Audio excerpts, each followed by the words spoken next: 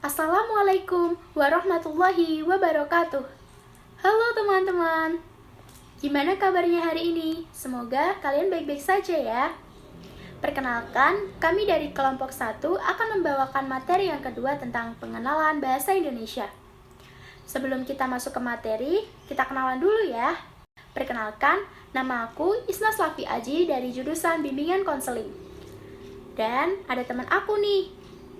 Yang pertama, Amanda Ayunitias. Yang kedua, Nadila Isnaini.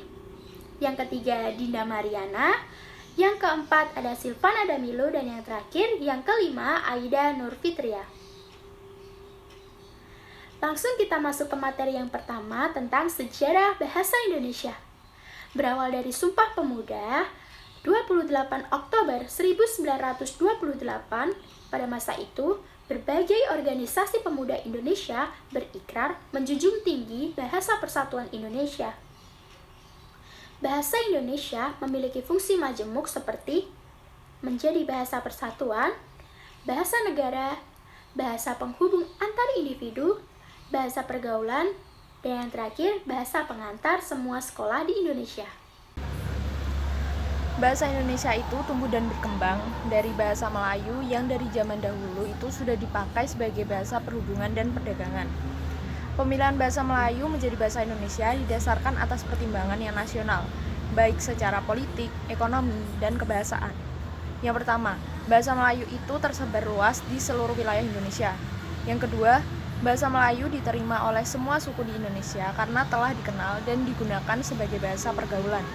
Yang ketiga, bahasa Melayu bersifat demokratis yang berarti tidak membedakan tingkatan dalam pemakaian, sehingga menjadi sifat feudal dan memudahkan mempelajarinya.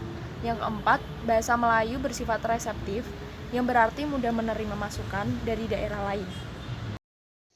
4 faktor penyebab bahasa Melayu dijadikan bahasa Indonesia menurut Slamet Mulyana. Meliputi bahasa Melayu merupakan lingua franca atau disebut dengan bahasa perhubungan perdagangan, mempunyai sistem sederhana. Faktor psikologis, kesanggupan bahasa itu sendiri untuk dipakai menjadi bahasa kebudayaan dalam arti luas. Nah, di sini kita akan membahas pengertian bahasa Indonesia menurut beberapa para ahli. Di antaranya, menurut Profesor Dr. Andries Henstil. Siapakah beliau? Beliau merupakan pakar sastra dan budaya Indonesia asal Belanda. Menurut Profesor Dr. Andries Henstil, bahasa Indonesia merupakan bahasa perhubungan yang berabad-abad tumbuh dengan perlahan-lahan di kalangan penduduk Asia Selatan. Dan setelah bangkitnya pengertian rakyat Indonesia pada abad ke-20, bahasa Indonesia ini dengan insyaf diangkat dan dimufakati serta dijunjung tinggi sebagai bahasa persatuan Indonesia. Pengertian bahasa Indonesia menurut Amin Singgih yaitu bahasa yang dibuat, diakui, dimufakati, serta digunakan oleh seluruh masyarakat Indonesia, sehingga bebas dari unsur bahasa daerah yang belum umum dalam bahasa kesatuan kita. Dengan kata lain, bahasa Indonesia adalah bahasa Melayu yang sudah menyatu dengan seluruh suku bangsa yang ada di Kepulauan Nusantara. Yang selanjutnya yaitu pengertian bahasa Indonesia menurut Profesor Dr. Raden Mas Ngabei Purbacaraka, yaitu bahasa Indonesia ialah bahasa yang sejak kejayaan Sriwijaya sudah digunakan sebagai bahasa pergaulan atau lingua franca di seluruh Asia Tenggara. Berdasarkan pengertian bahasa Indonesia menurut para ahli yang telah disampaikan oleh rekan-rekan saya sebelumnya, dapat disimpulkan bahwa bahasa Indonesia merupakan bahasa Melayu yang telah menyatu dengan bahasa asing dan bahasa daerah yang telah berkembang di Indonesia. Mengapa bahasa Melayu dijadikan sebagai bahasa Indonesia? Jawabannya adalah pemilihan bahasa Indonesia menjadi bahasa Melayu didasarkan atas pertimbangan yang rasional baik secara politik, ekonomi, juga kebahasaan, yaitu yang pertama karena bahasa Melayu telah tersebar luas di seluruh wilayah Indonesia. Yang kedua, karena bahasa Melayu juga sudah diterima oleh seluruh suku di Indonesia karena telah dikenal dan dipergunakan sebagai bahasa pergaulan dan tidak lagi dirasakan sebagai bahasa asing.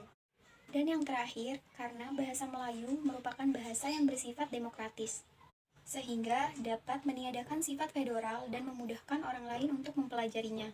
Maksudnya adalah karena bahasa Melayu tidak membeda-bedakan tingkatan dalam pemakaiannya. Demikianlah beberapa hal yang dapat saya dan rekan-rekan saya sampaikan.